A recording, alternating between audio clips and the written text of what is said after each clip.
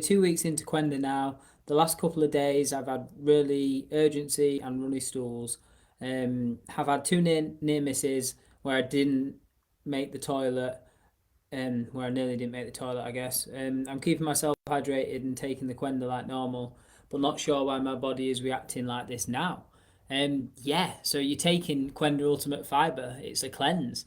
Obviously, it's got antiparasitics, antifungals, antimicrobials, antiviral herbs in there. Obviously, there's other herbs to calm down the inflammation in the body, but basically, you're doing a cleanse and a detox. And what's happening with your body having like looser stools and more urgency, that's a great thing. That's a sign that your body is detoxing. Um, the intestines have three roles, and I think I answer this all the time on the Ultimate Fibre Forum. But the intestines have three roles. The first one is to absorb nutrients from the food. The second one is to absorb water from the stools. And the third one is to excrete waste and toxins out the body. Um, so what's happening with you having looser stools, like more watery stools and some urgency, your body is prioritizing flushing the toxins out of the body rather than prioritizing absorbing the water from the stools. And the reason for that is, let me move my camera down a touch. And the reason for that is, obviously, now you're having the Qenda Ultimate Fibre, you're actually detoxing, cleansing these parasites, fungal infections, bacterial overgrowths, heavy metals, viral infections.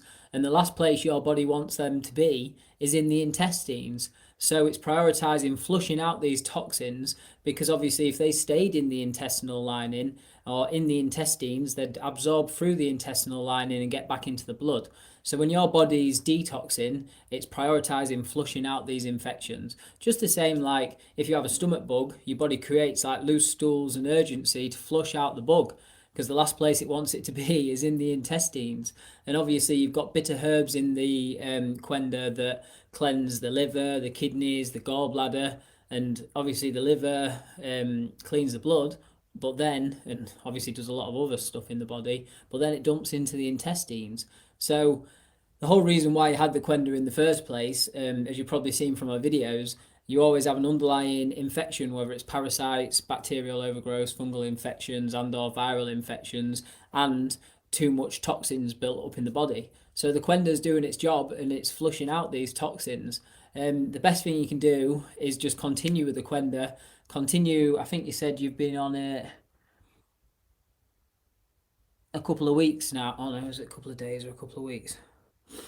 2 weeks into the Qenda, and the last couple of days, you're seeing that your body's flushing yourself out. So obviously, you're on week 2 now, or you've been on it a couple of weeks. So you'll be on the 2 scoops twice a day, and the best thing you can do is continue on the 2 scoops twice a day, so you get past this point. Basically, you can use the search bar at the top of the Ultimate Fibre Forum, and you'll probably see a lot of people have commented this, and everyone's like, "Oh, it's all right. That's part of the process. Keep going." And just like you said, you're 2 weeks into it, and you started getting a bit of urgency now. It's not always like that. You don't just take Qenda and get urgency. What your body's doing, obviously, it's flushing out the toxins, but it's going through a cleansing cycle at the moment. And what you find is, you take the Qenda, you feel fantastic, and for a few days or whatever, and then you can start cleansing for a few days, 2 or 3 days, and then it can calm down again. And what's happening there is your body's building up its energy stores. And obviously, your body can't just cleanse like all the time, it'll get tired. So basically, the days when you're feeling fantastic on the Qenda, that's your body having a bit of a break. And then, yeah, obviously, we've got to flush out these toxins. And the best place for them to go is into the toilet. So when you're on the Qenda and you get that feeling like you need the toilet, it's not like you can just ignore it for the next 2 or 3 hours. You want to be going to the toilet, really, getting them toxins out of the body and, yeah, helping the process. So, yeah, you said you're drinking plenty of water. Obviously, high quality water is a lot better, like if you're getting filtered water.